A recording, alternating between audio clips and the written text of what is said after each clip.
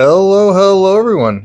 Did you know that Neocaridina shrimp, they come in all the colors and they are by far the easiest shrimp to get started on if you want to keep shrimp. But one thing that you do have to get right is to make sure your tank is cycled. The number one thing for keeping Neocaridina shrimp is have a cycled aquarium. By cycled, I mean the tank is able to take the waste from the shrimp or other critters in the tank and turn it into a less harmful nitrate, which then we remove with plants and water changes. So I want to show you how I do it the old-fashioned way. So stay tuned.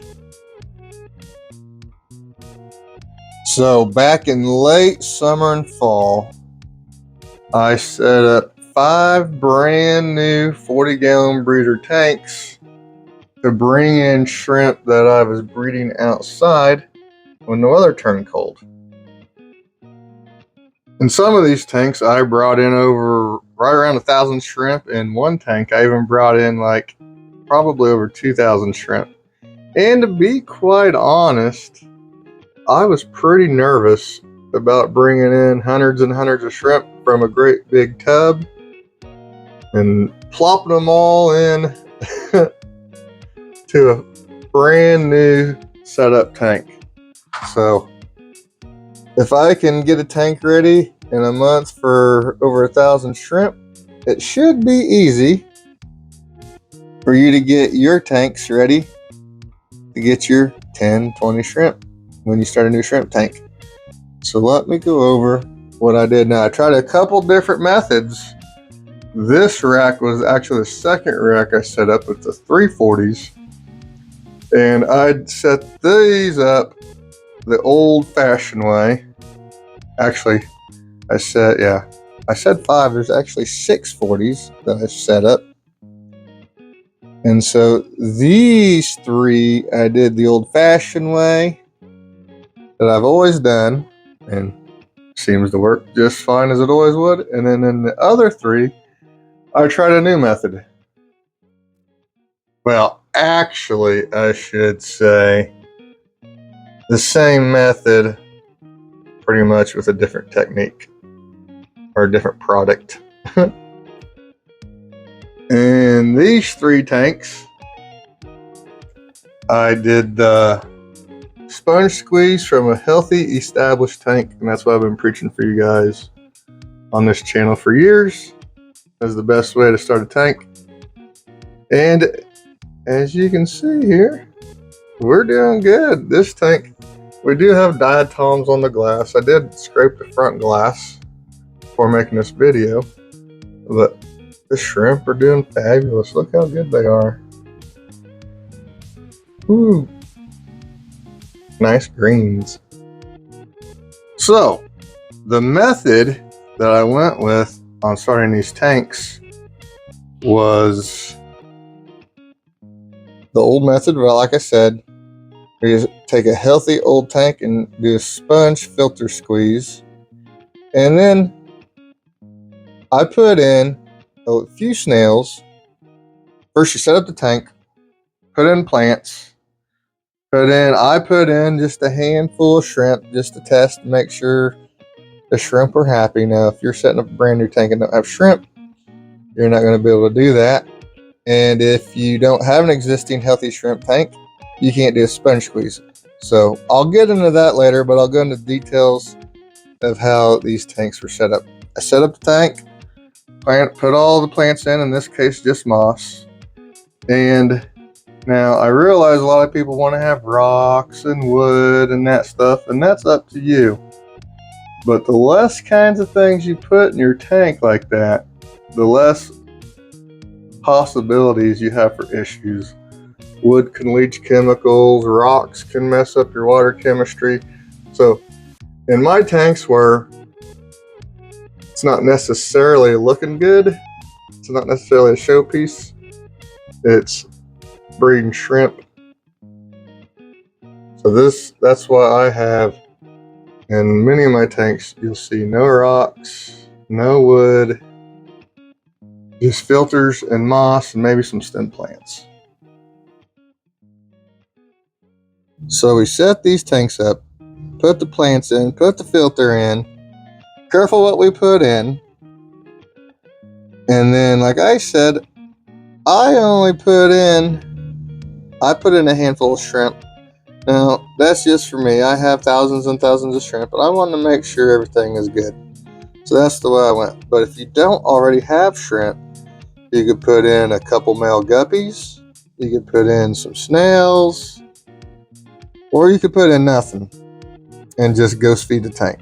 So what I mean by that is, even though I had a hand, like maybe 10 or a dozen shrimp, and the snails that come in on the moss,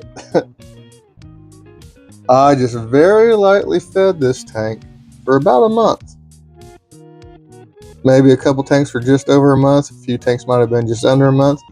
But I try to make it a month to make sure everything is going good. And when I see that things are looking good after a month, then I know I can add some more shrimp. Now, in this case, when I added hundreds and hundreds and hundreds of shrimp, I had to be extra, extra careful, because I went through great expense and effort to breed all these shrimp outside. And the last thing I wanted to do was successfully breed all these shrimp and then bring them inside just to kill them, because I threw them all in a brand new tank that wasn't cycled. So I had to be very, very careful. So even after adding all these shrimp, I still fed pretty light, really light. And the first 2 weeks, I used Safe, or you can use Prime, and that detoxifies ammonia and nitrites. So, and that helps the cycle along. If it wasn't quite ready, that'll keep the critters safe. But I did that for a few weeks. Then, after 2 or 3 weeks, when all started good, I started feeding a little bit more.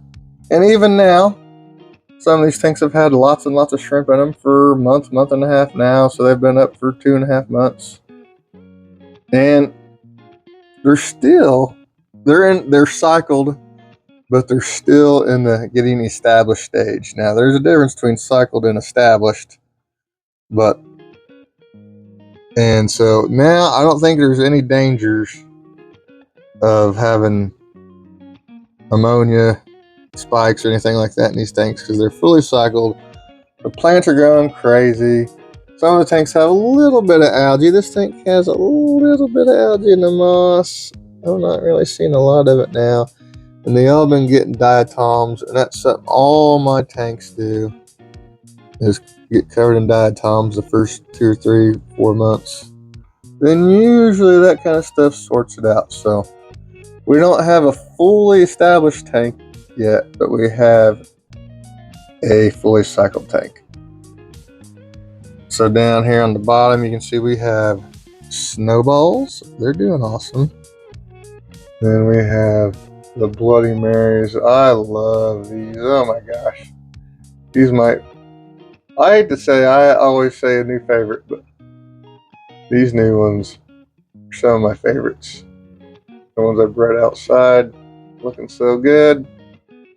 Then we have the greens. These are the best greens I've ever had. These are the best I've ever had in my greens by far. Pretty proud of them, to be honest. They look quite stunning. Alright, so we went through this rack that I did the old-fashioned way with the old sponge filter squeeze from a healthy established tank. Now let's go to the bedroom with the other 3 tanks that I did a different way and see how they're doing.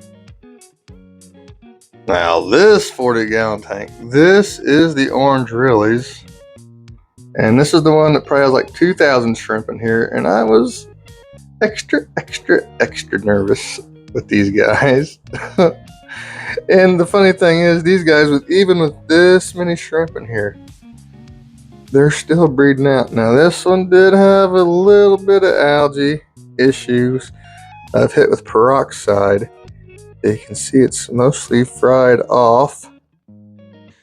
So that was nothing too dramatic.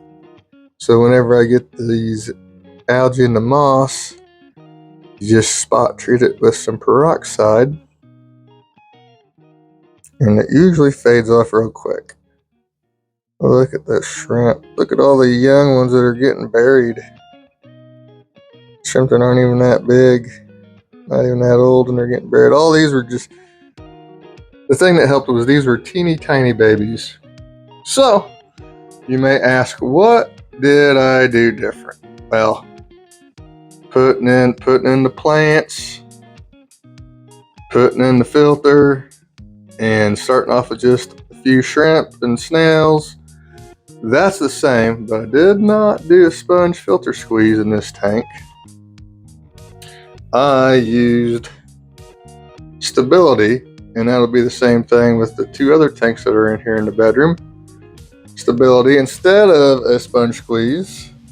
Now, something I noticed at first, the test ones, I had better success with the test ones not dying. Now, they didn't all. There's probably a couple dead ones in here with the test group of shrimp.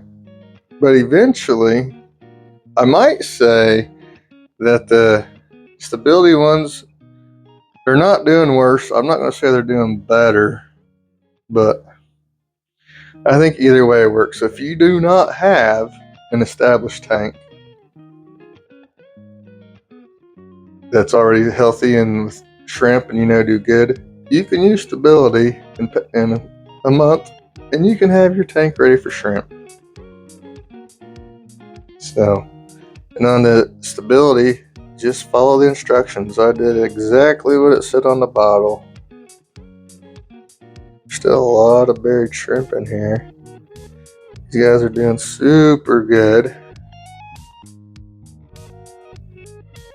And then we have this little rack over here with this 40 and this 40. I know we're talking about Neos, but I gotta show these guys off. Look at all the baby Caridina fancy tigers all along the glass. Okay, enough of this. We're back to Neos. Now this is my Red Really project. The Red Reallys I created myself from scratch. And we didn't have tons and tons and tons of shrimp to put in here because it's a project, and I picked out only like the best 100. I ended up with about 180 shrimp I put here, I think.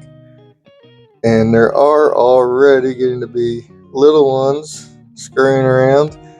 There's tons of buried ones, and they're all doing fabulous. Now in this tank, the snails went bananas and the diatoms went bananas, but no dead shrimp. I never saw any dead shrimp in here. These guys, this tank has been doing really good.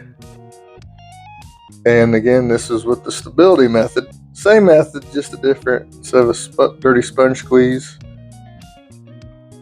So like I said, if you don't have an established tank, you're setting up your first tank, I can actually recommend that you use stability. It's worked good for me. And last of these new 40-gallon breeders is the blue jelly. Now the blue jelly tub was the tub that flopped outside.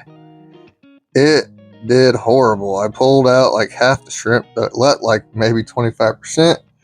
It's the only one that did bad outside. And I did see more dead ones in here, but the ones outside were doing bad. So I don't know if that was that. It could just be these shrimp were not doing good outside and I brought them in. But now they seem to be recovering. They seem to be looking good. We're getting buried ones. We're getting babies. So I have high hopes. We do have, this tank has the diatoms, and it has this blackbeard stuff, which is pretty rare. Sometimes I'll have tanks that get this kind of algae, tanks that have been established for a long time, but they just have it pop up in a new tank like this. It's kind of new to me. So I honestly don't know what that means, but you can see we got baby shrimp. We got buried shrimp. Shrimp that are in here look good. And see, I've hit it with peroxide again, kind of frying it. I'll start picking that stuff out, and it's also up here in the stem plant. And this patch of moss is looking real good. I don't really see any algae in it. We've got lots of buried shrimp. I mean, this tank is about to have hundreds and hundreds in it. So I'm not too worried about it. Just take a little bit longer. So, alright you guys. There's nothing magical. There's no secret method. It's just having patience and doing what needs to be done. Making sure now, let me admit something to you. Throughout all these tank cyclones, you know how many times I tested my water? 0. Now, that's not something to be proud of, because I'm not. I'm just saying, I've done this hundreds of times over the course of the years, and I know what to look for just by looking at it. And I have a method that works with my water. Mind you, my hard water with a high pH is easier to cycle. Now, it also means ammonia is more deadly. So, if you're wrong, it's a death sentence. But it does make cycling easier, if that makes sense. In hard water, cycling is easier, but if you're wrong and you're not cycled, you're definitely going to kill stuff. Because ammonia and nitrates are much more dangerous, especially ammonia. Ammonia is much more dangerous the higher the pH goes. So you want to make sure you're right. And if you're inexperienced, you don't even need this video, but if you're inexperienced, I highly, highly suggest you use ammonia, nitrite, and nitrate test to make sure and confirm that your tank is indeed cycled. So, it's no mystery. It's not hard. Just take this little bit of information I gave you and have some patience, and you'll be just fine. Thank you guys for watching. Bye.